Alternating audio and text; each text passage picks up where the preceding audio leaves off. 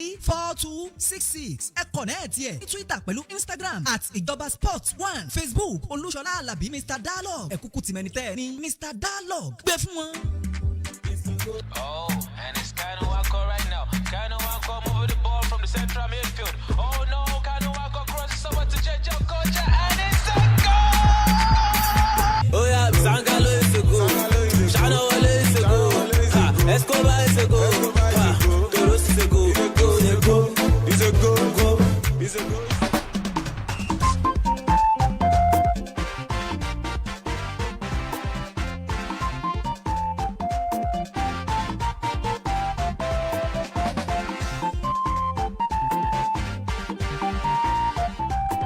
ẹ kú ojúmọ́ fún tòní akínyìn ẹ kú ojúmọ́ ẹ káàárọ̀ ṣó ti dé ṣó ti dé ó ti dé anáyé ti wọ̀n láì akínyìn ẹ kú ojúmọ́.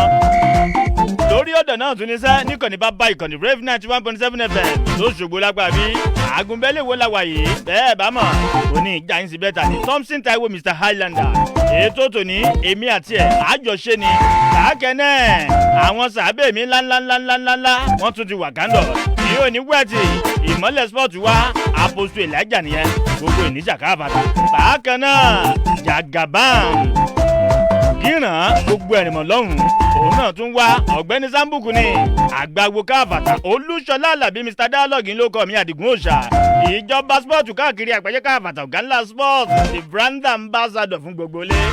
ògo ṣẹlẹ̀ tí ò ní kú láíláí kùtì ó kápá sókè mọ̀nàkà fẹ́yìn tèmi one love kò ní bàjẹ́ ètò tòní àádùn torí pé AFCON lọ́la yóò kíkọ gẹ́gẹ́ bó ṣe jẹ́ pàápàá kí lẹ fi ń gbọ́ mi níbo lẹ ti ń gbọ́ ṣé fóònù tó ní FM ni mo fi ń ké sí létí ni àbí káàtì ṣé lè po lẹ ti ń gbọ́ àbórí ọ̀kadà àbínú kórópè lẹ́yìn wà ó yí ẹ̀sìkẹ̀ ẹni àgùn tó bá ti ká yín mọ́ ẹ jẹ́ mọ̀ níṣẹ́ ìpè Àdìgún òòṣà ẹkùn ọkọ̀ lọ̀tẹ̀ ìjọba spọ́ọ̀tù ìjọba lámbà ọmọ kan ṣoṣo báyìí bíi children bí kò ti wọ̀n láì pàápàá pánimọ̀nàkà yìí àbájáde fẹsẹ̀wọnsẹ̀ lọ́kọ̀ọ́jọ̀ kan lẹ́sẹ̀ kùkùn bí àti lókòkun lọ́hùn-ún ibẹ̀ ni màá ti kó àmọ́ ṣáájú ìgbà náà wáyé a tún ti wọ̀n láì lórí Facebook àti Instagram ni lọ́nà méjèèjì yẹn ìjọba spọ́ọ̀tù lẹ́fi wà kàn bẹ̀ ìjọba spọ́ọ̀tù níṣẹ́ lórí Facebook àti Instagram ẹ má gbàgbé tá a bá ṣe ń parí ètò yìí tán lórí YouTube channel wa lọ́hùn-ún ìjọba Sport TV lórí YouTube ẹ tún bá pàdé ńbẹ̀ àásùn níṣẹ́ òun la ṣe sún wájú kìí mọ̀ ṣeré ẹlẹ́ẹ̀kejì bákan náà ẹ̀wẹ̀ tó bá tún jẹ́ orí péjì rẹ́fù bákan náà òun lẹ́ẹ̀tì wò òun lẹ́ẹ̀tì gbọ́ ẹ ṣáà ti wá Brave 91.7 FM lórí Facebook gẹ́gẹ́ bó ṣe jẹ́ ní ṣúgà bá tún jà pàápàá ni.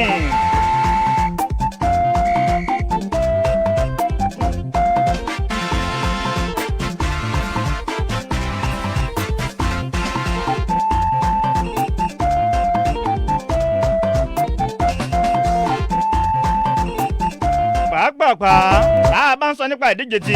ayọ̀ ń bọ̀ football competition 2022 ìdíje eléyìí wọ́n gbélé ní níjọba ìbílẹ̀ ayédáadé lọ́hùn láti ṣàwárí ògo ìràwọ̀ agbábọ́ọ̀lù ńláńlá ẹ wá gbọ́ ìdíje eléyìí ó pẹ́tọ́ ti ń gbà àmọ́ ẹ̀ní ọjọ́ kẹjọ oṣù kínní bákan náà ní final wáyé ló bá dàgò mọ́kànkó ẹ̀ kódà gan báyìí ní báyìí gan wọ́n ti fẹ́ bẹ̀rẹ̀ pàápàá ìdíje eléyìí final tòní á wáyé láàrin kọtí Olúfi United àwọn àti kọtí Ọbádà United bákan náà ní gbọ̀ngàn lọ́hùn gbogbo gbọ̀ngàn Olúfi arọ́kọ̀dìjà Àdìgún bọ̀ àjọ wà ń bẹ̀ ni pápá ìṣeré Empatu School ní gbọ̀ngàn lọ́hùn ibẹ̀ ni ó ti wáyé ó dàgẹ́ kábíyèsí wa Olúfi ilẹ̀ gbọ̀ngàn wọn wà ń bẹ̀ ìdíje eléyìí ayọ̀ ń bọ̀ football competition àjọ tí wọ́n pè ní ayọ̀ ń bọ̀ foundation àti GTBet òun náà gbélé gẹ́gẹ́ bó ṣe jẹ́ níbẹ̀lẹ̀ ń jábẹ̀lẹ̀ ìdá lápá bẹ̀ ayọ̀ ń bọ̀ ní lóní ṣonṣo òní ìgbọ̀nlẹ̀ ni pàápàá àbájáde tàná bó ló ṣe lọ sí ìdíje wo nìyẹn FA Cup bákan náà àti Syria àti Bundesliga pàápàá FA Cup tàná Sweden Town níwájú Man City ìyá jẹ wọn torí pé Bernardo Silva Gabriel Jesus Ikaguran àti Palma láwọn tí mo kà á lẹ̀ yìí 4-1 dondo náà fi borí ikọ̀ ti Sweden Town gẹ́gẹ́ bó ṣe jẹ́ nìyẹn. bákan náà lánàá yìí Bundesliga lánàá 2-1 bákan náà ní ikọ̀ tí Borussia Mönchengladbach náà fi borí ikọ̀ ti Bayern Munich. Robert Lewandowski lẹ́bàlẹ̀lẹ́lẹ̀ ọmọ Bayern Munich yẹn òun ló lórí ọ̀fẹ́ ní mọ̀nàkà láti ní àkọọ́lẹ̀ góò kan dondo náà fún Bayern Munich gẹ́gẹ́ bó ṣe jẹ́ lápá bẹ̀ níbẹ̀lẹ̀ ń jábẹ̀lẹ̀ ìjà ní ìgbọ̀nlẹ̀ ni Marseille lánàá ẹyọ kan bákan náà fi kó bòdó lẹ́rú gẹ́gẹ́ bó ṣe jẹ́ lónìí géèmù wà ńlẹ̀ ẹ mọ̀ fọ́ La Liga fún tòní tó bá dàgò méjì ọ̀sán ìnígbẹ̀rẹ̀ Levante àwọn àtikọ̀ ti Real Mallorca wọ́n jọ mọ̀ fani bákan náà Bundesliga tòní tó bá dàgò mẹ́ta àbọ̀ ọ̀sán ìnígbẹ̀rẹ̀ RB Leipzig lónìí àti Mainz 05 wọ́n jọ mọ̀ fani ènìyàn kan náà Bayern Leverkusen àti Union Berlin Freiburg lónìí àti Arminia gẹ́gẹ́ bó ṣe jẹ́ pàápàá géèmù tòní bákan náà 6:30 lónìí Frankfurt àwọn àtikọ̀ ti Borussia Dortmund ní o gẹ́gẹ́ bó ṣe ń lọ 6:30 lónìí Granada káfàtà Granada lọ́hùn-ún wọ́n mọ̀ wà nílé wọn láti kojú Barcelona gbogbo Barca kò ní bàjẹ́ ó yá mi ò ní wẹ̀ tì bẹ́ẹ̀. baálẹ̀ tíya baálẹ̀ antakìtì kára ó le mi ò ní gbọ́pẹ́ bákan náà ìkọ́mi alájì Adéjàre Kazeem ẹ̀mí lójú káfàtà gbogbo ẹ̀dẹ̀ lọ́hùn Táíwò Gàdéyẹmí Táíwò Ajédáadé pọ́pítì níyànà káàmpọ̀ tẹ fún bá ń tọ́jú ẹ̀ dáadáa comrade mi ò ṣà comrade Alex Ọ̀làríwájú gbogbo rẹ̀ sí lọ́hùn ń ṣe dáadáa ọmọ ńlá ni mi ò ní wẹ́ẹ̀tì bákan náà kàńgọ̀ mi ò ṣà gbogbo pààtì lájẹgúnlẹ̀ lọ́hùn bá ń tọ́jú ẹ̀ MC ńlá Olúayé Sharp ọ̀rọ̀ ṣe jẹ́nu FA Cup tòní gbogbo Chelsea 6:30 lónìí mi ò ní gbẹ́kù ẹsẹ̀ Ọ̀túnba Adérẹ̀mí Sanni gbogbo Chelsea ńbàdàn lọ́hùn Abdulwasiu Adémọ́lá Richie Wise Lemon Prince ń ṣe dáadáa mi ò ní wẹ́ẹ̀tì bákan náà àgbà wẹ́dà gbogbo prime lọ́hùn bá ń tọ́jú ẹ̀ elébo lọ́nlá gbogbo Chelsea lónìí Chelsea wọ́n mọ̀ wà nílé wọn ni láti kojú kọ ti Chesterfield lónìí gẹ́gẹ́ bó ṣe jẹ́ pàápàá àgbo mẹ́sàn-án alẹ́ òní gbẹ̀rẹ̀ Madrid káfàtà àwọn àtikọ̀ ti Valencia ni wọ́n jọ mọ́ takósókósó ni àgbo mẹ́sàn-án alẹ́ òní bákan náà ní French Ligue 1 lọ́hùn ikọ̀ ti Lens àti Rennes wọ́n jọ mọ́ fani bí nǹkan ṣe ń lọ́nu ọ̀la bákan náà 12:30 ọ̀sán ọ̀làgbẹ̀rẹ̀ ní Syria lọ́hùn Venezia àti AC Milan ni o.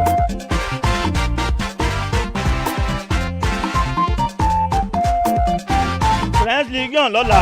Brest àti Cotonou Brest ń tiẹ̀ wọ́n mọ̀ wà nílé wọn ìyẹn Brest ni o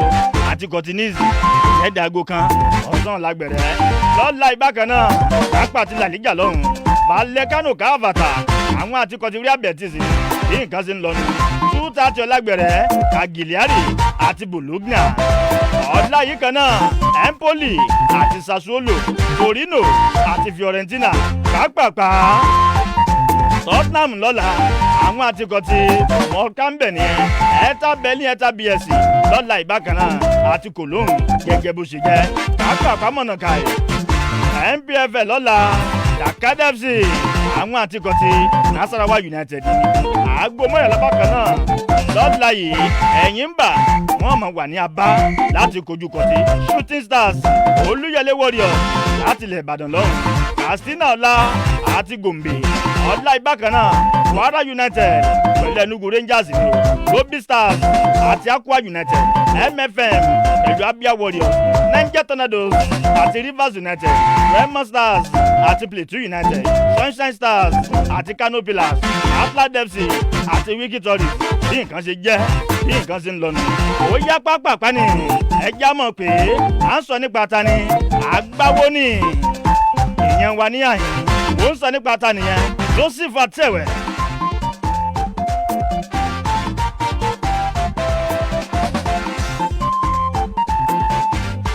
Àtẹ̀wẹ̀ lọ́wọ́ yìí ó wà ní Cameroon lọ́hùn ẹ jẹ́ pé bó ní nǹkan ṣe ń lọ sí lápàbẹ̀ lọ́hùn tó bá rí i gbé tó bá dẹ̀ wá tún clear bákan náà àgọ́ ajá wa bẹ́tà bí nǹkan ṣe ń lọ Joseph Atẹ́wẹ́ ìbẹ̀ Cameroon ní òní gbọ́kú ẹ̀ àti gbìyànjú ojú òpó náà kì í tí ì lọ ní o tó bá lọ tán tó bá jáde tán ẹ gbọ́ bótò látẹnu ẹ̀.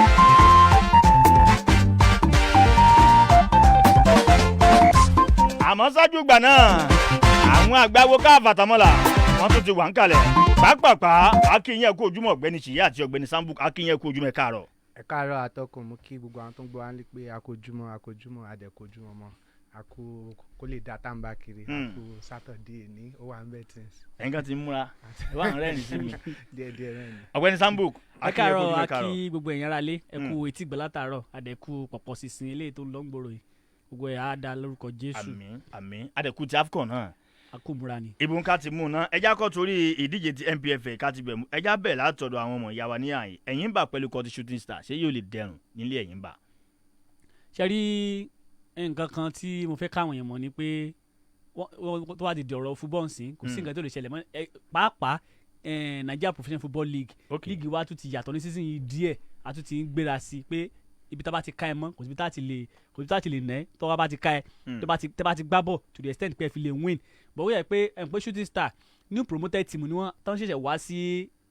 NPFL wọ́n ní láti múra gan láti kojú Ẹ̀yìnbà tábàdé mu wọ Ẹ̀yìnbà dáadáa rí pé Ẹ̀yìnbà ò ṣeré nígbà tí ti bẹ̀rẹ̀ dán lẹ́nu bí last 3-4 games wọn ẹ rí pé wọ́n ní ìjákulẹ̀ díẹ̀ tẹ́ pé last 2 games wọn score rárá wọ́n dẹ̀ concede wọ́n lose last 2 games wọn so àdèmọ́ coach tán ní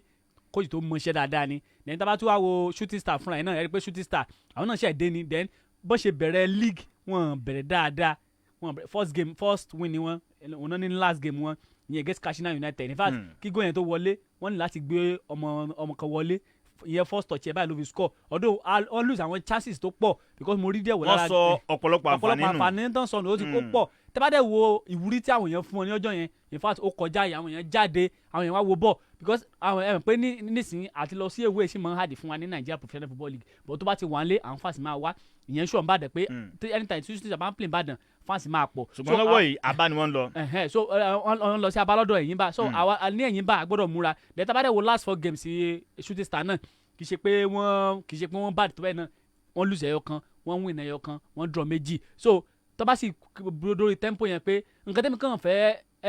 rọ̀ wọ́n ni pé tán bá lọ sí Abá lọ́dọ̀ Ẹ̀yìnbà àmọ́ pé Ẹ̀yìnbà ti lọ káàkiri. kó má di pé Ẹ̀yìnbà yóò lọ bá wọn tètè. but at the same time náà pé ó lọ káàkiri yẹn kò ní pé kọ́mọ kékeré mọ́ nínú ẹ̀ bá a bá ṣe dá sí ni tá bá wo record Shooting Star náà kéré ní Nigeria Professional Football League so àwọn nìkan múra dẹ́nu àwọn players tán ṣe rà káwọn yẹn náà kan gear up kan múra kán mọ̀ pé àwọn play fún Shooting Star àwọn ò dẹ̀ fẹ́ tán láti padà sí relegation so Ẹ̀yìnbà máa fẹ́ padà bọ̀ sí winning ways wọn pé wọ́n ti lose last 2 games wọn so wọ́n máa fẹ́ padà bọ̀ sí winning ways wọn nǹkan tán náà pé ẹ̀dẹ̀ pé Shooting Star struggle lọ́wọ́ so wọ́n máa rò pé torí pé Shooting Star struggle àwọn fẹ́ lo opportunity yẹn láti na Shooting Star kò ní easy because Rivers United tàn sọ ó ti lọ nà mọ́ wọn lé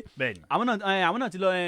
Kano Pillars náà ó ti na Ẹ̀yìnbà gbàtà nípa lọ sí ewé so kò sí pé wọ́n lè na Ẹ̀yìnbà mọ́lé táwọn bá ti múra dé àwọn àǹfààní táwọn bá ti ní ká tètè máa make use ẹ̀ especially in first half against Katsina United àwọn chances tán lose ó ti pọ̀ jù in fact ó ti pọ̀ jù kóòtù wọn láti sọ pé wọn ò rò pé a lose àwọn chances máa yẹn because Katsina United ń struggle lọ́wọ́ àwọn team yẹn tó yẹ ká fún ní point when you have the 3 points ó ní láti múra sí goals náà because kì í ṣe it's not about point alone tẹ́ bá ti ní 3 points ẹ wá àwọn goal 3 4 5 akátá pé okay Nigeria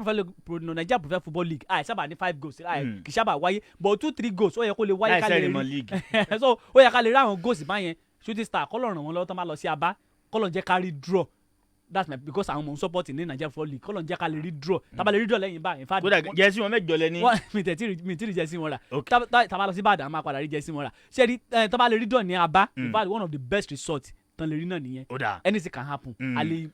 mistakenly kàlọ́ get 3 points. ọ̀gbẹ́ni Ṣèyí mo sì ń bọ̀ náà àmọ́ ẹjẹ́ àdàpọ̀ mọ́ Joseph Atẹ́wẹ́ lórí ìlà láti Cameroon lọ́hùn ká gbọ́ nǹkan bí nǹkan ṣe ń lọ torí ó ti wà ń bẹ̀ láti ọjọ́ Ẹtì Friday látàná ló ti dọ̀hùn ó ti jámọ̀ pé bí nǹkan ṣe ń lọ báyìí gbogbo ìgbádùn ti ń lọ lẹ́sẹẹsẹ níta àrùn lọ́rùn ni pé kó mọ jábọ̀ fún wa bí nǹkan ṣe ń lọ ọmọ ọlọ́mọ yóò sá tọ́jú ara rẹ̀ kó tó tọ́jú ilé náà kèétí ìgbéni Joseph Atẹ́wẹ́ ti wà lórí ìlà láti Cameroon lọ́hùn yóò bá a sọ Yorùbá bẹ́ẹ̀ bá ti ń sọ ẹ bá a gbà bẹ́ẹ̀ náà ni ọmọ wa ni kò wò síbi tí àríwí kankan ti sí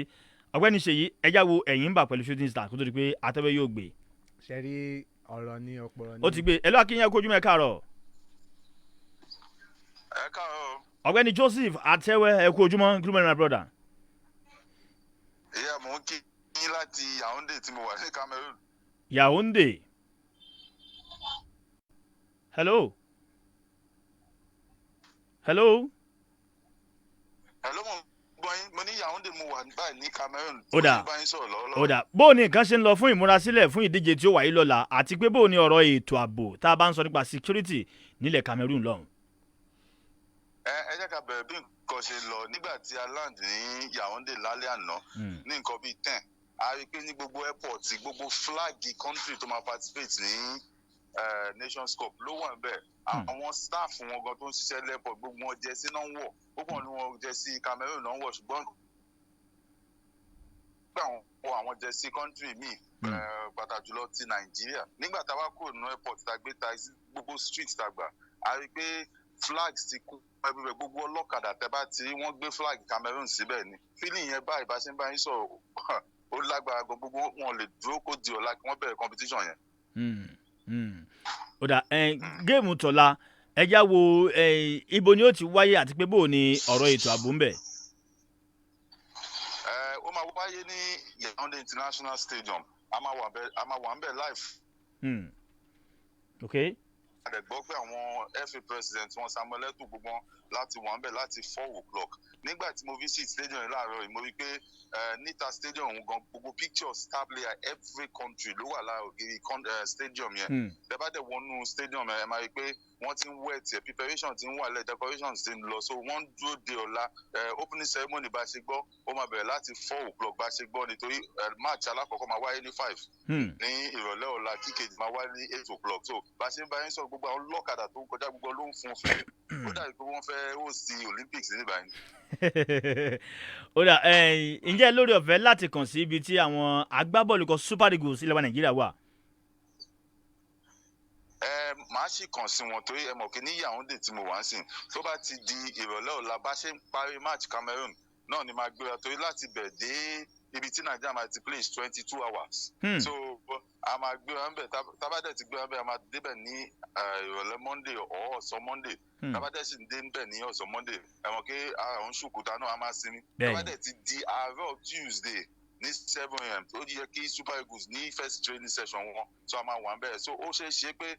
ní show yín níjọ́ Monday ní 8 o'clock a máa wà nínú training ground ẹ̀ tábàdẹ̀ rí àwọn player kọ̀ọ̀kan a lè bá wọn sọ̀rọ̀. Ó dà ẹ ṣeun gan ọ̀gbẹ́ni Joseph àti tá a bá ń sọ nípa ọ̀rọ̀ ètò ààbò bó lè ọ̀rọ̀ ètò ààbò ṣe rí ń bẹ̀. Láti ẹ mọ̀ pé àti kọjá Yaoundé sí bọ̀ ní Yaoundé bá ṣe wà yìí nǹkan tí mo notice pé wọ́n ń build àwọn small nǹkan tó yìnbó máa pè ní kúbíkù ẹ máa rí pé gbogbo àwọn ọlọ́pàá yẹn wọ́n ti ń pọ̀ sí ẹ máa rí pé wọ́n ń patrol gbogbo ọ̀nà wọ́n dẹ̀ ṣe ń patrol náà gbogbo náà ló gbé flag Cameroon dání pé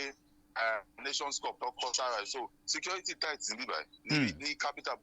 àti mọ ní àwọn cities mi tó yí mi ò tí débẹ̀. Ó dà ẹ ṣe gan tó bá ṣe ń lọ sí ní Cameroon àmọ́ bùn gbọ́ ẹ ṣeun gan fún àkókò tẹ̀yìn dá fún wa. bọ́ ṣe gbọ́ pé ọmọ Nàìjíríà náà ni wá torí àpò bọ́ ṣe gbọ́ pé ọmọ Nàìjíríà ni wá náà ti ń lérí pé Nàìjíríà máa jẹ́ jágúùsì rẹ̀ sọ fún wọn pé tó ẹ jẹ́ ká máa wo bó ṣe máa lọ. ẹ ṣàforí yín pamọ́ yóò dáa ẹ máa jẹ gbádùn o ẹ máa gbádùn ara yín àlàáfíà fún yín bàbá Joseph Atẹ́wẹ́ òun lẹ ti gbọ́ yẹn Joseph Atẹ́wẹ́ láti Cameroon lọ ó lóun wà ní Yaoundé òun jẹ́ capital Cameroon ó ti já wa bẹ́tà ọ̀gbẹ́ni Ṣèyí Ẹ̀yìnbà pẹ̀lú Shooting Stars bàbá Yaoundé. Akí ọ̀gbẹ́ni Joseph Atẹ́wẹ́ ṣe rí Ẹ̀yìnbà àti Shooting Stars géèmù yẹn mo máa gbé lédi wọn 50-50 torí pé ó máa le gan battle to finish ló máa jẹ́ because Raymond Star tí à ń wò yìí wọ́n wá ṣeré sẹ́mọ̀ a máa ń fojú commonalize àwọn tó bá ṣẹ̀ dé láti relegation a máa fojú kéré wọn nǹkan tó sì ń fún Shooting Star ní result nìyẹn torí pé láti ìgbà tó ti bẹ̀rẹ̀ géèmù báyìí at least ó ti play 4 matches tó dẹ̀ ní 8 points ń bẹ̀ ọdún draw pọ̀ ń bẹ̀ but téèyàn bá lọ sílé nílé láti lọ rí draw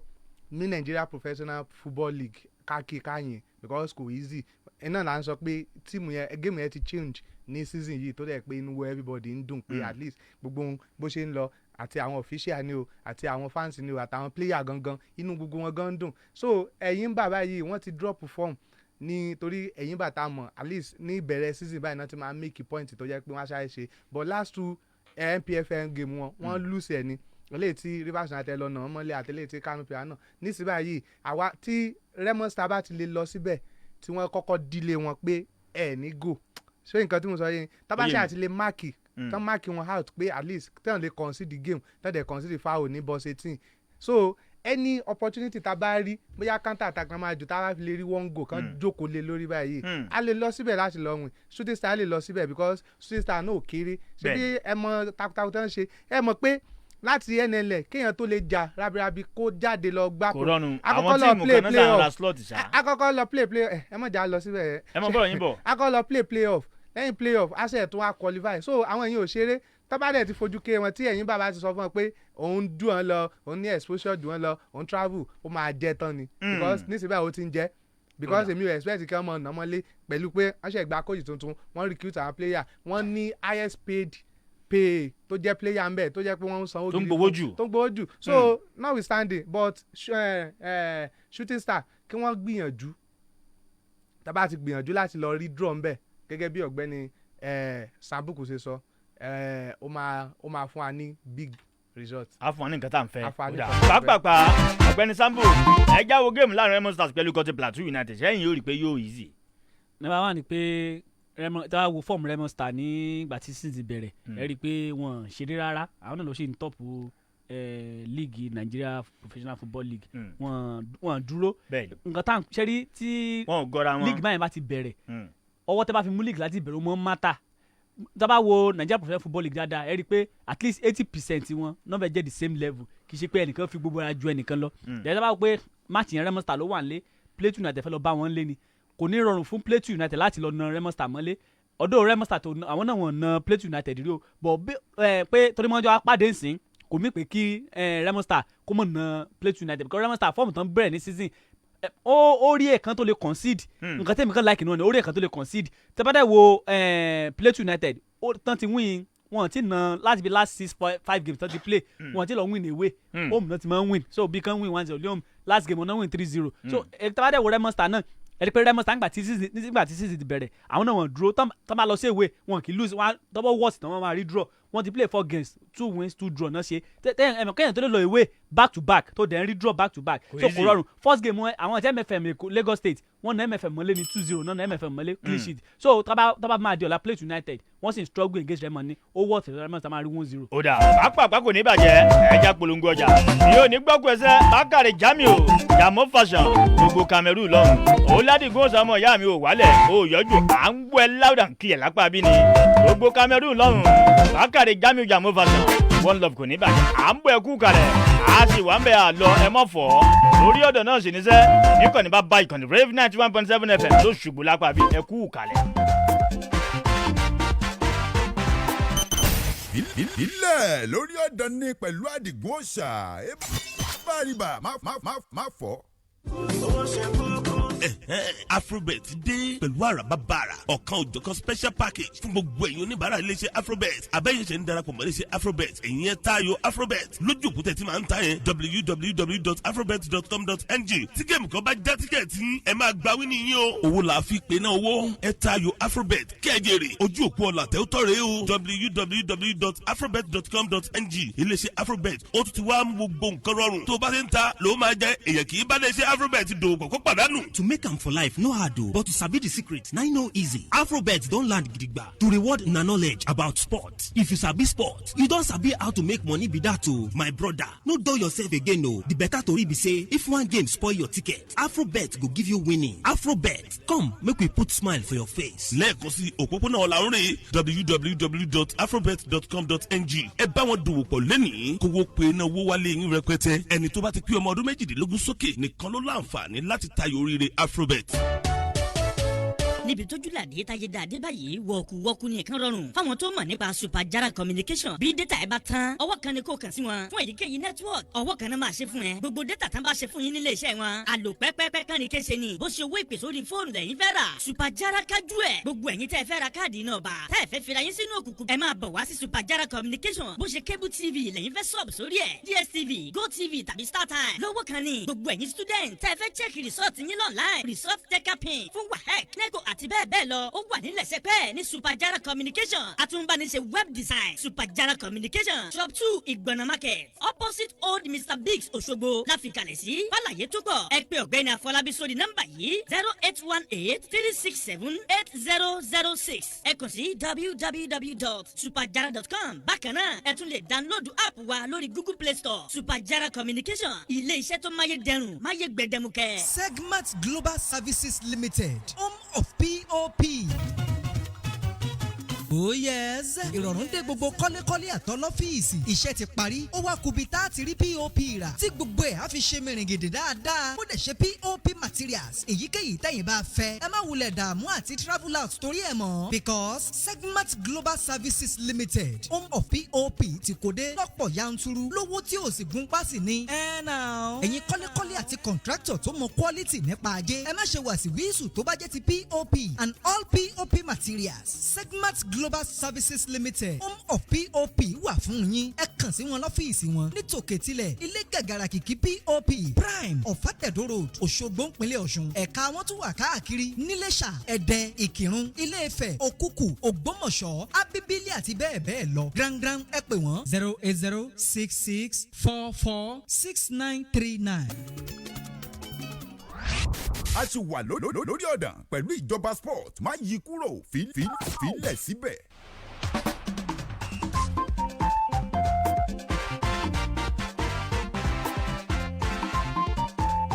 ẹ káàbọ̀ padà a sì wà ń bẹ̀ àti lọ ẹ má gbàgbé o nípa tún wọ̀ online bákan náà lórí Facebook àti Instagram lọ́nà méjèèjì yẹn ìjọba sport lẹ́ẹ̀fi wà kàn bẹ̀ lórí Facebook àti Instagram bákan náà lórí péjì rave ní àyín ní Facebook lọ́hùn ẹ ṣáà ti wá rave 91.7 FM bẹ̀ gẹ́gẹ́ bó ṣe jẹ́ pàápàá YouTube channel wa lọ́hùn ìjọba sport TV ẹ lọ subscribe síbẹ̀ mo mọ̀ ń lo bẹ́ẹ̀ pàápàá ní Everton lọ́wọ́ yìí ikọ̀ tí ń tàmì náà wọ́n ní Everton ṣẹ́gbọ́ ẹ gbà á fún yín lọ́fẹ̀ẹ́ ni o torí pé ọmọdé yìí ó dà tán ó ń sọ nípa ta ni Alexis Sanchez agbábọ́ọ̀lù kan tí máa ń yù àti Arsenal gbà kárí gẹ́gẹ́ bó ṣe ń lọ ìpele káràkátà mídòmídò fèrèsé ojú ọjà ni àkọ́kọ́ nìyẹn ẹlẹ́ẹ̀kejì bákan náà Liverpool káfàtà àwọn náà ń gbìyànjú ni o wọ́n fẹ́ gbọ́mọ náà tá a bá ń sọ nípa Gavi àgbọ̀yè káfàtà irúnmọlẹ̀ ńlá gírin ayé Gavi agbábọ́ọ̀lù kan ti Barcelona Liverpool wọ́n fẹ́ gbé àmọ́ sẹ́gbọ̀ ọmọdé yìí £80,000 òun ni ó mọ̀ gbà lọ́sọ̀ọ̀sẹ̀ tó bá dé sanvido gẹ́gẹ́ bó ṣe jẹ́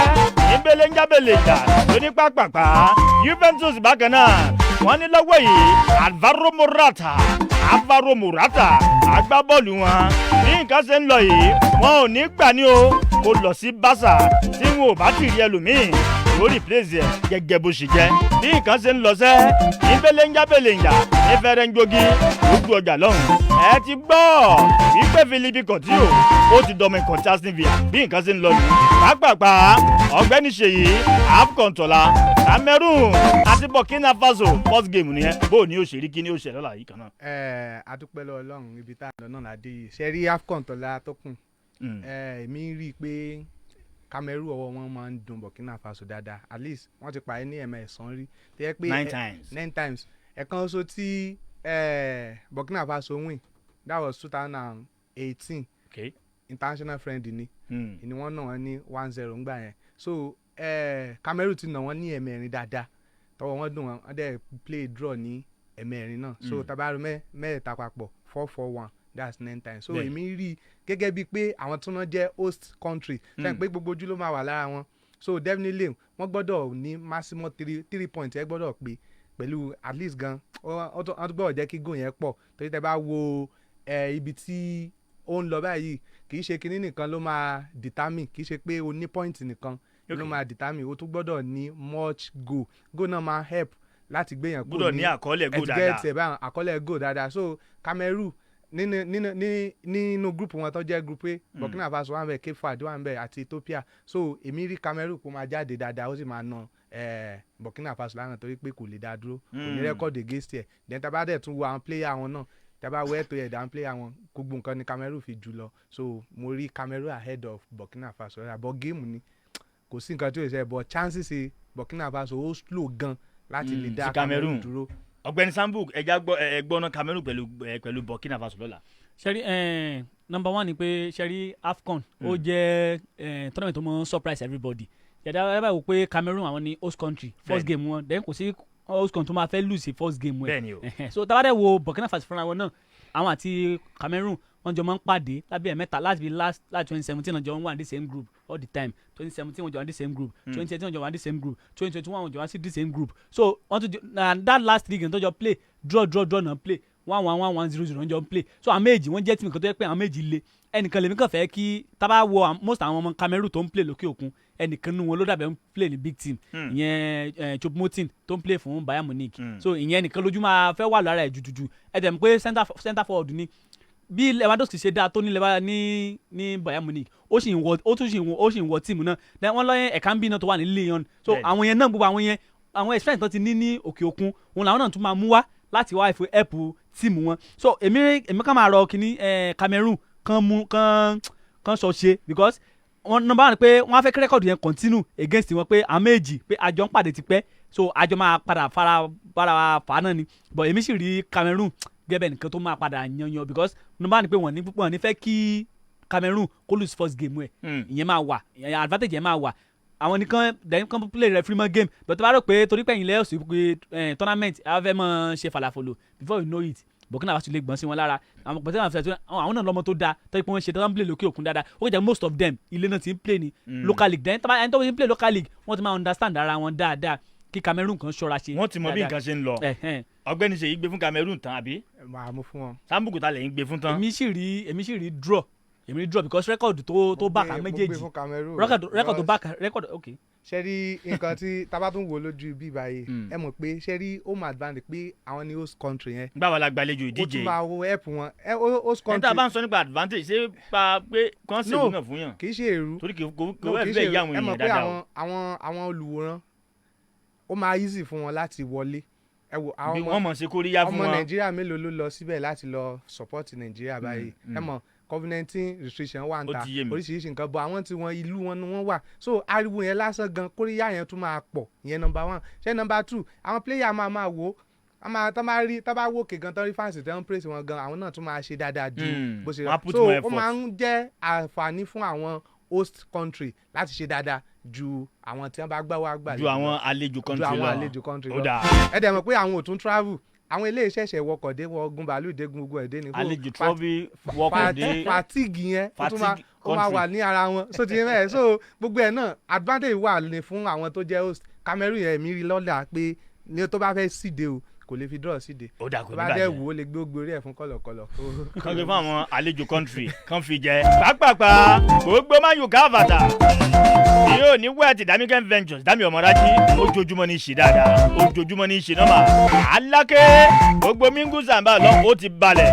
ní gbọ́kú ẹsẹ̀ yóò ní wẹ́ẹ̀tì bákan náà bàbá wẹ̀ gbogbo àjíǹpẹ̀ ẹ̀dẹ̀ lọ́hùn bá ń tọ́jú ẹ̀ àrẹ̀mọ bàrà àrẹ̀mọ ńlá òsùn tí ó sì ọ́ hr lásùbíàró bá ń tọ́jú ẹ̀sẹ̀ ọ̀gbẹ́ni Fanimokoluwa Ṣèyí Manuel segment káfàtà alárẹ̀mú tí ó gbọ́ àrẹ̀mú kò sanwó káàmù náà ń pè bẹ́ẹ̀ o ẹ mọ̀ ṣe bẹ́ẹ̀ mọ́ yóò ní wẹ́ẹ̀tì sẹ́ ọmọọba níyànà fàlọ́hùn olúwayé captain fẹ́fẹ́ ẹgbọ́n kankan sẹ́ wọ́n ní kọ́tí Manchester United káfàtà àti Liverpool wọ́n ń jà sọmọ náà láti gbé agbáwo kan ní nínú kọ́tí Monaco lọ́hùn ó ń sọ nípa ta ni ọ̀rẹ́ ẹni tó tu amẹ́nì àgbáwo ńlá ni o àákan náà ọmọdé yìí ọmọ France ní pẹ̀lú àmọ́ bí nǹkan ṣe ń lọ yìí ẹ̀ ń bá padà gbé ọmọ náà òun ni ó mọ ìyàtọ̀ láàrin Saki àti Saki tó bá dórí pápá gẹ́gẹ́ bó ṣe ń lọ ní mọ̀nàwá ní belenjabele ìjà lóní chancha lóní tsotso lóní chẹ̀ǹchẹ̀ǹchẹ̀ oní gbọ̀nlẹ̀ ni Augustine Egun Afan olùkọ́ fìdí ẹ̀ fún Super Eagles wa ó ti sọ nǹkan kan ó ní tá a bá ń sọ wípé a kojú Egypt ẹjá gbà wípé Super Eagles Nàìjíríà àti Mohammed Salah láfẹjọ play àkọ́kọ́ nù ẹlẹ́ẹ̀kejì bákan náà ó ní àtáàkì wa olólò bíi iná àwọn nepa gẹ́gẹ́ bó ṣe sọ Sambuk sẹ́yìn gbà wípé Super Eagles àti Mohammed Salah láfẹ́ play. afẹ́ Super Eagles pẹ̀lú Egypt ló fẹ́ play Nàìjíríà pẹ̀lú Egypt ló fẹ́ play overhype lásán ni Mo Salah dá lóòótọ́ ẹ̀bọ̀dé mọ̀ pé ní Africa báyìí ó wà lára àwọn player òní gbóná lọ́wọ́ báyìí tó bẹ̀ dà ní ìmọ̀ ń score yóò sì gbójú tó ń play ní Europe ó normal pé but èmi ò expect ní dáadáa bí ẹ̀ méjì abẹ́ kan so èmi ò expect ọ̀rọ̀ báyẹn mọ jáde lẹ́nu coach. àwọn oníròyìn ni wọ́n kọ́ lè bẹ̀ o àtàkì Super Eagles ló ń dòun sọ ní tiẹ̀ o. Yorùbá ní tí etí ò bá gbọ́ kinní kan kinní kò ní mọ̀ ṣe yìnkì àwọn àwọn Thompson Taiwo náà kọ owó eléyìí o. wọ́n ti at least ọ̀rọ̀ ti ń jáde díẹ̀ nìyẹn in fact kó jẹ́ pé ẹ̀gbọ́n fúnra ẹ̀ kó jẹ́ pé ó lọ sí Cameroon like àwọn NFF gan ti ń tọwọ́ àbùkù lù pé àwọn ò tí ì mọ̀ bí wọ́n ló máa kó wa lọ but at the end of the day òun ló padà kó wa lọ́sìn so n tó bá fẹ́ lọ ṣe lọ́hùn kan lọ ṣe tó bá yẹ pé wọ́n fẹ́ móríwá wú ni kan móríwá tó bá yẹ pé wọ́n fẹ́ slow down kejì náà ni àti ready kò sí ẹni tó put more expectation lórí wọn jujuju kò sí ẹni tó gbé géèmù náà ẹni tá àkọ́kọ́ bá play ìyẹn Egypt tá bá wo Egypt ẹ rí pé ẹnìkan tó fẹ́ ní jujuju tó le jù òun náà ni Mohamed Salah tó jẹ́ ọmọ Liverpool then tí a bá rẹ́yìn tó lè pocket ẹ wo Salah against Chelsea despite pé ó score ẹ wo bọ́n ṣe mu tó so kì í ṣe pé o lè jẹ́ player tó yẹ pé wo ló dáa jù ní country ẹ ní club side ẹ tó bá dé country o lè worst kì í ṣe pé àwọn náà láwọn defender nígbà pé orú àwọn player báyìí àwọn player máa fi ń shine pé ok a fẹ́ play against Mohamed Salah tó jẹ́ central forward wọn so àwa náà gbọ́dọ̀ léyìn tó yẹ pé a máa dúró sí pé àlọ́ ibi lónìí ẹni ò ní lọ́nbì but àwa fúnra wa gangan àwa ní ká múra at least Trezeguet náà wà ń bẹ tó jọ ọmọ Aston Villa so tábà kan fojú rẹ náà pé tábà lọ ń dúró ti Mohamed Salah nìkan tá à ń lé Salah káàkiri tábà lọ lé pass ilẹ̀. arákùnrin náà bẹ́ẹ̀ onírú jàǹtí Arsenal Mohamed Elneny. tábà dẹ̀ wo Salah dáadáa nísìsiyìí tẹ́ bá gbó Salah lára bó ṣe ń score lòun assist so a lè sọ pé nǹkan báyìí ni Salah máa ṣe against wa a lè sọ pé òun máa score gbogbo go so tábà tí gbogbo a máa rọ̀ lọ́dọ̀ ẹ̀ ani bẹ́ẹ̀ 4-2-2 mi bàbá àlàbí 4-2-2 bí ọ̀gá tiwa ń bì so tábà rò pé coach wa pé development ló máa lò ẹ̀yin mẹ́ta wá lé Salah lọ Salah bá lẹ pass ilẹ̀ ẹnìkan rí tó rí Maguire tó wá di fègé sí lára àwo lọ nìyẹn so àwa fúnra wọn pé mo trust àwọn player àtàkó lọ pé àwọn ò ní put more expectation lórí Salah nìkan they want to face 11 players tó jẹ́ Egypt bẹ́ẹ̀ àwọn náà máa wà eager àti score kì í ṣe pé àwọn náà lọ́mọ tó lè score aláwọn ọmọ tó lè score aláwọn tó ṣe ẹ̀dẹ́ aláwọn tó ṣe ẹ̀pẹ́ gbogbo àwọn tó ṣe ẹ̀pẹ́ náà àwọn náà máa fẹ́ prove ara wọn pé kì í ṣe pé àwọn náà ò dáa torí pé àléyìn tó wà bẹ́ẹ̀ ni so tó bá di ọjọ́ Monday àwọn náà máa rí nǹkan tó máa ṣẹlẹ̀ Egypt everybody ti hype Tuesday ní game wa sa okay Tuesday so everybody ti hype Egypt pé wọ́n máa nà èmi ò tí ní wọn bẹ́gẹ̀ nìkan tó máa nà wá àjọ máa play lórí pitch ni àlọ́ lọ́mọ tó ń play ní international football ní international player tó ń play lókè òkun tó ń play big clubs tó ń ṣe dáadáa so tó bá di ọjọ́ Tuesday a máa mọ̀ nǹkan tó máa ṣẹlẹ̀. ó dáa pápápá àwọn alákòóso bámbàm nínú kọ́tí Borussia Dortmund lọ́nù wọ́n ní lọ́wọ́ yìí ẹja mọ̀ múra lẹ̀dẹ̀ lílọ Erling Braut Haaland torí pé bí nǹkan ṣe ń lọ báyìí bọ́ọ̀rọ̀ ṣe ń lọ yìí yóò padà lọ ni àwọn ju gbogbo ẹ̀ lọ wọ́n lẹ́nìwé àwọn òfò torí pé àwọn gan ti 40 gẹ́gẹ́ bọ́n ṣe sọ pàápàá ọ̀gbẹ́ni Ṣèyí Super Eagles ẹgbọ́n tí ọ̀gbẹ́ni Sambuku sọ ẹ̀yin náà tẹ̀lé bẹ́ẹ̀. ṣe rí ọ̀rọ̀ gidi ni ọ̀gbẹ́ni Sambuku sọ bọ́ ẹ jẹ́ kí n wo báyìí tẹ bá kọ́kọ́ gbọ́ nǹkan tí Ahmed Musa sọ gan ó ní bí wọ́n ṣe hype Mohamed Salah pé àwa náà ní Samuel Chukwueze tó pẹ́ pé ó yẹ káà gan mọ hype bọ́ nǹkan tí wà ó kí ń jọ wá lójú ẹ mọ̀ tábà ti dín nǹkan tí wà á báyìí nǹkan òkè òkun là mọ̀ ń fẹ́ ṣé rí tábà wò láti 1960 tá a ti ń pàdé Egypt àkọ́kọ́ pàdé ní international friendly that was January 1 1960 àná wọn 2-1 so AFCON tó tẹ̀lé at least a ti pàdé ní 18 times báyìí làwọn lẹ́yìn àwa àti Egypt ti pàdé àdẹ̀nà wọn ní 8 tó ṣe gbàngògbàngò wọ́n win 5 wọ́n draw 5 ni so wọ́n ní rẹ́kọ̀dù lórí wa so láti ètò ẹ̀ tẹ́ bá fún mi time máa ka gbogbo bá a ṣe jẹ́ pàdé tí n bá ṣe win iye goal tá a ṣe tó jẹ́ pé a máa ṣe so kí Egypt má lọ rò tán bá bẹ̀bẹ̀ bí ó bẹ̀ wọn ọkọ̀ tán bá fọ́ wọn á fọ́ gan wọn á fọ́ irú ìlú torí pé àwa gò gbẹ́ni lọ. àwọn kan bá àgàn báyìí àwọn kan bá a lọ. so analyst kan fẹ́ gbọ́dọ̀ ẹ̀ mọ́. nǹkan tó kàn ṣe ẹ̀ ni pé ṣe rí nǹkan tí mo rí níbi láti 2010 last 5 games wa tí a ti ń play láti November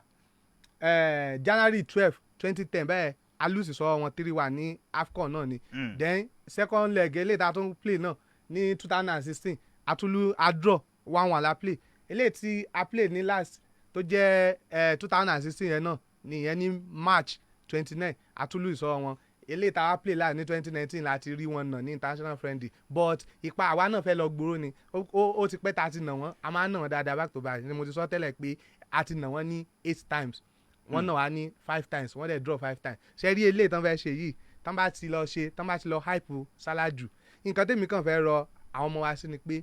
ẹni tí wọ́n bá fẹ́ kó máàkì Salah kán mọ̀ lọ lo bóyá bíi double defender láti mọ máàkì ẹ̀ because àti ní shot one already nìyẹn so àwọn defender àná gbọ́dọ̀ mọ nǹkan tí wọ́n ń ṣe káwa gan mọ̀ gọ́ra wa torí tá a bá ti lọ gọ́ra wa Salah là á mọ face ìgbà yẹn làwọn yòókù máa ráyè operate Salah là á sọ pé a fẹ́ mú a máa ráyè gba ẹ̀gbẹ́ a máa ṣe then this Salah very dangerous but ẹ bá ti lè rí pocket definitely ẹ wo náà nígbà tó wà ní Liverpool tẹ bá ti pocket Salah ẹ ti ní géèmù yẹn ni ẹ ti win because ó ń sá eré so tó bá dẹ̀ ti bọ̀ sí ilé ẹ mọ̀ pé counter attack tí Liverpool máa ń play mi mọ̀ bóyá Egypt máa ń play ẹ̀ kò lè ṣiṣẹ́ pẹ̀lú ra wọn torí pé ẹ lè da ọmọ lè da ní club side kó dé ó lè dá ta kó mọ̀ dá ní kó dé orílẹ̀-èdè ẹ̀ kó paná because the pattern tí wọ́n ń play ní club side ẹ̀ ó lè jẹ́ pé wọ́n play rẹ̀ tó máa ju counter attack sí níbẹ̀ tó bá gbé bọ̀ tó bá ti lè fi igẹ̀ lásán bíi tiẹ̀. àwa gan ní anti counter attack. ẹ gbọ́ mi sà tó bá ti lè fi igẹ̀ lásán bíi tiẹ̀ as a defender gbàgbé. má sun olùfẹ́ ni. tó bá ti gbé dé bọ́sẹ̀ tí o ti mọ bí o yẹ. kò ń ronú ó ti mọ ibi tí ó gbà sí bọ́ tẹ́ bá ti lè rí pọ́kẹ́tì sí ẹgbẹ́ yẹn tí o ráyè operate ẹ gbàgbé wọn Egypt wọn jẹ́ àṣẹ máa nà wọ́n. ó dà mo ti gbọ́. pàápàá ọ̀gbẹ́ni Sambu ẹja wo ìdíje ti FA Cup ẹja wo géèmù tàná Man City lánàá kátó wo géèmù tèyí náà Chelsea pẹ̀lú ikọ̀ ti Chesterfield lónìí. géèmù àná láàrin Sweden àti Manchester City in fact mi mọ̀ pé ó lè padà tó yẹn because tá bá wo àwọn news tó ti ń jáde ní Manchester pé àwọn COVID yìí affect Manchester City pé bíi 7 or 8 players ni wọn ló ti wà affected but at the same time náà tá bá sì rí àwọn Kevin De Bruyne àwọn Silva àwọn Bernardo Silva gba àwọn yẹn tó bá ṣe wọn bẹ́ẹ̀ kò tí ì sí ẹni tó bá kì í ṣe bíi Sweden tán ló máa sọ pé òun fẹ́ dúró ti Man City lọ́rùn nkẹyọ kan ló kàn máa lónìí náà Chelsea àti Chesterfield tábàwò Chelsea fúnra wọn pé Chesterfield ṣe tíìmù kan tó lè dáhùn dúró but tábàwò league tí Chesterfield ti ń play ẹ rí i pé àwọn ló ń tọ́pù league ọ̀dọ̀ wọn náà wọ́n ti play bíi 20 gan wọ́n ní bíi 42 then Chesterfield jẹ́ tíìmù kan tó máa ń score gan then nǹkan tó lè affect Chelsea díẹ̀ lónìí ni pé tí kò jù bá fẹ́ sọ pé òun fẹ́ fix àwọn kéékèèké láti play game yẹn because ó mọ̀ pé òun láwọn big match kan síwájú ó máa play Manchester City ó tún máa padà play Tottenham ní second leg although wọ́n ti play 2-0 ní first leg but at the same time football kọjá gbọ́ pé mo ti win 3-0 ní tábàwọ̀ amáwọn tó mọ̀ sí ní Champions dáadáa tẹ́lẹ̀ ká ti lọ ná 3-0 nígbà tó máa padà wálé ẹ̀ báyìí wọ́n á nà ẹ̀ pamọ́ gbogbo ilé tó lò ti ní sẹ́yìn ni so Chelsea fúnra wọn lónìí èmi coach wọn àtẹnìkan tó yẹ pé kì í fi géèmù ṣeré ó máa mẹ́jọ pọ́ùn tó fix tó máa ẹ wo tábàwọ̀ nígbà sọ ẹ rí i pé ó ti yàtọ̀ sí tẹ́lẹ̀ ó tún èmi rí i pé ó máa tó fẹ́ lò lónìí láti jẹ́ kí tempo yẹn kó tó high sí Massimo ti máa wà ń bẹ̀ possibly wáyé pé Jorginho máa play because pé ó ti rest Jorginho sìn then Kante àti Kovacic ó gbọ́dọ̀ make sure ó gbọ́dọ̀ mọ̀ bó ṣe máa lo àwọn méjèèjì láti avoid injury because àwọn méjì yẹn wọ́n jẹ́ player tó pé wọ́n gbọ́dọ̀ ní injury Jorginho ò ṣe rẹ́rẹ́ láì lórí ó fúnra sọ pé injury wà lára Jorginho pé injury yóò fi play injury gan ni sọ ni mu ẹ. tó thank God sí pé Kante àti Kovacic ti dé so ó gbọ́dọ̀ make sure pé ó dùn án lò wọ́n díẹ̀díẹ̀ at the end of the day ó lè padà gbé Kovacic wọlé. kó mọ̀ yẹ wọn lò bí omi òjò. because àwọn méjì yẹn àwọn injury méjì tí Chelsea ń lò ní season lẹ́yìn àárín yẹn nìyẹn wọn gbọ́dọ̀ ní injury rárá gbogbo àwọn Loftus-Cheek yẹn wọn ti ẹ ṣe player Chelsea rárá. dẹ́ẹ̀ má tẹ̀sí mírí fún nǹkan ó tọ́nu ó dáa. pàápàá ọ̀gbẹ́ni Ṣèyí Paul Pogba £500,000 lọ́sọ̀ọ̀sẹ̀ fún àdéhùn mi. ní Man U ní kí ṣe fún West Ham. ṣé rí èrè ó fẹ́ iṣẹ́ ẹ̀dẹ̀ wọ́ ti. ẹ̀wọ́n àtẹ́kọ́ bẹ̀rẹ̀ kì í ṣe Man U. no ẹ mọ̀ pé ó ti pẹ́ mo ti rí ó lọ injury mo wò pé ṣé injury náà ni wọ́n ti máa san owó yẹn náà fún un ṣé rí Paul Pogba náà èmi ò rí gẹ́gẹ́ bí èèyàn tí ẹ lè underrate as in player ni tẹ bá rí lórí pitch tẹ bá nínú tíìmù yìí ní adùn but the bitter truth is that the way bọ́n ṣe ń lò ní bọ́n ṣe ń play rẹ̀ ní Manchester United ó fẹ́ kú díẹ̀ káàdó kò inú rẹ̀ gùn ún dùn but tí Pogba báráyè operate fún yín ṣe rí ó ti sọ báyìí ó fẹ́ lọ nìyẹn tí player bá ti ń demand fún owó kan ẹ wo Rudiger báyìí ẹ wo Mohamed Salah gbogbo wọn ẹ wo Harry Kane gbogbo wọn fẹ́ lọ ni so èmi rọ Man U tó bá jẹ́ pé wọ́n sì ní ìgbàgbọ́ kíkún nínú Paul Pogba wọ́n lè sanwó yẹn bọ́ tèmi ò rí Man U bẹ́ẹ̀ gẹ́gẹ́ bẹ́ẹ̀ tó lè sanwó Man U ò ní san £500,000 lọ́sẹ̀ ẹ̀sà owó ni but this very Pogba we are talking about tẹ bá rí lórí pitch impact ẹ̀ wà òkè ẹ wo ní France tó bá rí èèyàn cover fún irú N'Golo Kante tó ṣe máa ń play ẹ wo combination àwọn méjèèjì tó ṣe máa ń play ẹ rí i pé kò sí fọ́ọ́rọ́ sẹ́yìn tẹ́ bá ti ní ìrọ̀ kì í sọ̀rọ̀ gbàfún ni but tí Pogba bá yẹ operate fún ibi tí pass yóò dé ẹni tó fẹ́ fún ó ti mọ̀ ó lè má kọjú sí á fún pass àdẹ̀dẹ̀ bẹ́ẹ̀ ni Pogba agbábọ̀ ńlá ni bọ̀ èmi rí i pé £500,000 lọ́sẹ̀ ó pọ̀ jù fún ní Man U. wọ́n ní tó bá fún lówó òun ni yóò jẹ́ ti ń gbowó jù nínú ìtẹ̀gbésí ayé ẹgbẹ́ agbábọ́ọ̀lù Manchester United. ó máa fa ṣé à ń pẹ́ ti ní issue báyìí. bọ̀dá nọ́mbà 7 kan kò gbà tó $500,000. wọ́n ti ní àánú bọ̀dọ̀ ò lè gbà yẹn mọ̀ bọ̀dá ti dàgbà wọ́n ti ní issue ní tíìmù wọn ní dressing room báyìí lọ́wọ́lọ́wọ́ báyìí à ń gbọ́ ìròyìn pé àti confam ibo Ronaldo ní kánsá kìkìní ọkùnrin lọ kìíní kan ẹ ti gẹ́ẹ̀tì bẹ́ẹ̀ àwọn máa sọ but the bitter truth is that tí Pogba bá tún lè ń gba irú owó yẹn ẹ mọ̀ ó ti problem máa dé so tó bá yẹ pé ó fẹ́ lọ nìkan kúkú jí ó máa lọ ẹ mọ̀ àwọn Madrid ti ń gbọ́ ẹnu lé Juventus tó ti wá ń gbẹ́nu lé wọ́n tún fẹ́ rà padà tó bá débẹ̀ gan ṣó lè gba £500,000 ó kàn fi yẹn dé Man U ni pé mo mọ̀ pé ẹ jẹ́ kí n lọ náà ni torí ọkàn rẹ̀ gan tá a bá wò ó ti ṣí kò ní Man U bọ̀ èmi lè fẹ́ sí Pogba dáadáa kò sẹ́ni tí ò ní fẹ́ nínú tíìmù ẹ̀ tó bá lè wá sí Chelsea àbí West Ham. why tẹ gbọ́dọ̀ kọ Chelsea before West Ham. no ẹ mọ̀ pé tí ìwà méjèèjì náà nù. ẹ̀yin wo ó yá pápápá ilé òní ó tó sú àgbọ̀ wípé Christoph Piatek agbábọ́ọ̀lù kọ̀ tí ẹ ta Berlin yóò dọmọ pẹ̀lú Fiorentina torí pé ní báyìí ó ti wà ní Florence ní Fiorentina lọ ọ̀rọ̀ ṣe ń lọ ní belenja lájà balẹ̀ lóní pépépé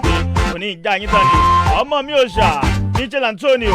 àdéhùn rẹ̀ bákan náà pẹ̀lú ikọ̀ tí West Ham United ó tún sún wájú lọ́dún méjì sí ọmọ ńlá ẹ̀yìn ní wọ́ọ̀tì ọ̀ṣàlùbáríkà pàápàá Sambu ẹja wo bí nǹkan ṣe ń lọ àwọn kan tí wọ́n jẹ́ àwọn àgbàwo ní ikọ̀ ti PSG lọ́wọ́ ní pé àwọn fẹ́ kí Zinedine Zidane kó wá gbàṣẹ́ kí Pochettino kó wọ́n bọ̀ Man U àkọ́kọ́ nù ẹja kọ́ wo £500,000 Pogba lọ́sọ̀ọ̀sẹ̀. ṣe rí £500,000 Pogba lọ́sọ̀ọ̀sẹ̀ yẹn ṣe ó kàn jẹ́ wọ́n jẹ́ news kan ẹ pé ó ti gbọ́ tẹ́yẹ ó ti pẹ́ tàti gbọ́rò Pogba mọ́ láti so as at this morning Pogba ó sì wà ní Dubai tó sì rí ó ti wà ní Carrington láàárọ̀ yìí ìgbà tí coach sọ̀rọ̀ láyé dájí àárọ̀ yìí ó nígbà táwọn fẹ́ train pé ó sì wà ní locker room pé kò sí lè bá wọn train ó sì máa lò tó 4 or 5 weeks kó tó lè recover dáadáa but injury tó ní nígbà tó lọ sí France òun ló jẹ́ kó rí fa so as at now ṣẹ́ni $500,000 ọ̀nà $500,000 wọ́n kàn fẹ́ fi gather rumour against Pogba ni agbẹnusọ ti jáde ní lálẹ́ àná pé ọ̀rọ̀ $500,000 yẹn pé àwọn èèyàn kàn fẹ́ sọ pé àwọn ò tí ì tọ́ anything nǹkan tí coach wá sí confam ni pé Pogba ò lè lọ ní January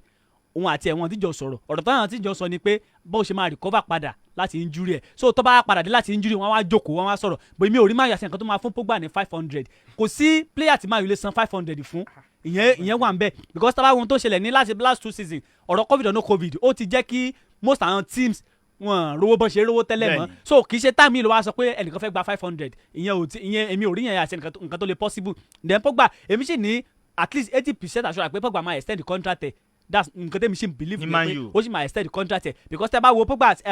as a player tó máa kọ́kọ́ gbẹnu sínsìn ó máa rí ẹ̀ number one pé ó wà team tó máa gbẹnu sí ó máa rí ẹ̀ number one pé ó wà ní injury then ó ní crisis pẹ̀lú team tẹ́ bá tún wá wo wàhálà tán ló ṣẹlẹ̀ ní Man U ṣẹ́rí Man U ń sìn ó ti di pé kankos ti ń wà tẹ́ bá wo Ralph yẹn kó jẹ́ coach wa pattern tó mú wá sí training ara àwọn player kan ò gbá number one Maguire ò gbá Luke Shaw ò gbá pẹ̀lú àwọn news tá à ń gbọ́ ni o then tẹ́ bá wo Ronaldo àti coach wa lọ́dà wípé the same ideology ló jọ fẹ́ carry pé as a player ó gbọ́dọ̀ mọ lọ́bọ̀ ṣe mọ́ ń press Ronaldo lè mọ lose àwọn goals kọ̀ọ̀kan ó lè mọ lose àwọn passes kọ̀ọ̀kan àgbà ti dé ṣẹ́ni kan tẹ́ expect lára Ronaldo sí ni pé ẹ̀fún pass ẹ̀jẹ̀ kó score because tá a bá ti need the goal ó yọ àlànà tó yẹ pé ó lè bá wa go jáde àwọn àti Mason Greenwood àwọn àti Greenwood wọ́n lànà tó yíbọn lè bá àti Cavani wọ́n lànà tó bá wá gò jáde but ẹ bá rí i pé torí pé coach ẹ wò gbà tí former coach wa náà wà ń bẹ ìyẹn Ole Gunnar Solskjaer ẹ sọ pé ó light ẹni kí lórúkọ assistant coach ẹ yìí McFarland pé training McFarland le fún yín wọ́n sack coach sí wọ́n gba another coach another kan tó wá gbà training tiẹ̀ tó wá ju ti Ole Gunnar Solskjaer so ẹ pé mo ti sọ tẹ́lẹ̀ pé kì í ṣe ìṣòro coach ìṣòro coach gẹ́gẹ́ máa yù ní àwọn players wa gẹ́gẹ́ ló lazy most of them are lazy player ẹ lè press tẹ́bá wọn training lẹ́yìn Fred àti McTominay nìkan ṣẹ́rí ọ̀tọ̀ ni pé òun work harder player ni Ronaldo òun work hard ó dẹ̀ work smart McTominay